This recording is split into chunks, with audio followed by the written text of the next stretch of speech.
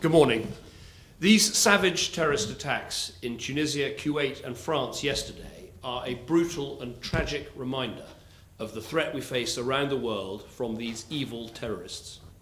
This morning I've chaired a second COBRA meeting focusing on the attack in Tunisia.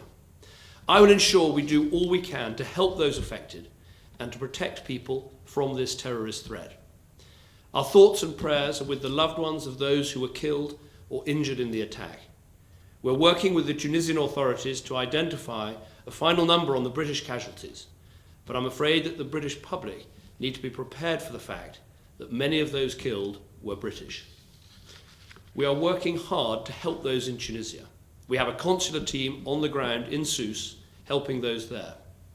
A further team of consular staff, police and experts from the Red Cross are arriving today to provide further assistance.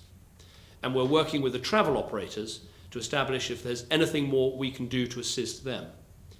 We will do everything necessary to get people home, including those injured. Last night I spoke to President Sousse to thank the Tunisian authorities for their assistance and to discuss what more we can do together to tackle this threat. These were innocent holidaymakers, relaxing and enjoying time with their friends and families. Like the victims in France and Kuwait yesterday, they did not pose a threat to anybody.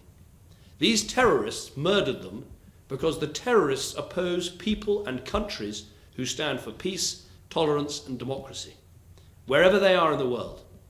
But these terrorists will not succeed. For as much as they try to divide people around the world, they will only unite us more strongly in our determination to defeat these Islamist extremists and all that they stand for. We will keep working with our partners around the world. It will take time, vigilance and determination. But there is no place for these Islamist extremists in the modern world, and we will defeat them. We will keep the public informed of further developments, and I'll make a statement in the Commons on Monday. Thank you. Prime Minister, with accounts from Britons in Tunisia saying they had more help from the Tunisian authorities than the British, are there any lessons learnt? And domestically, with threats to armed forces today, are you confident that the British public are safe at home? Well, first of all, on the consular assistance we give in Tunisia, one can only imagine the pain and anguish and agony of families that have been caught up in these terrible events.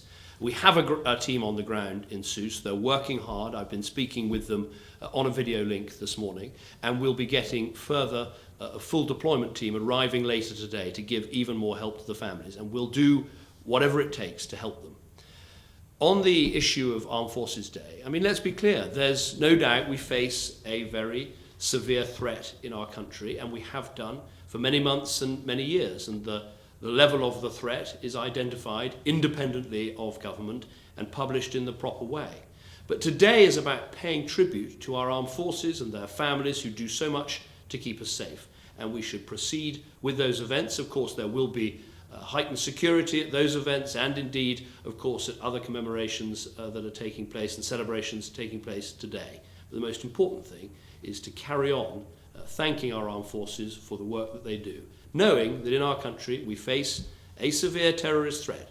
But if we work together, if we're vigilant, if we back our police and anti-terrorism forces, if we combat this poisonous narrative of Islamist extremism that is radicalising too many young minds in our country, if we do all those things and show the persistence and the determination that I've talked about, we'll overcome. Thank you.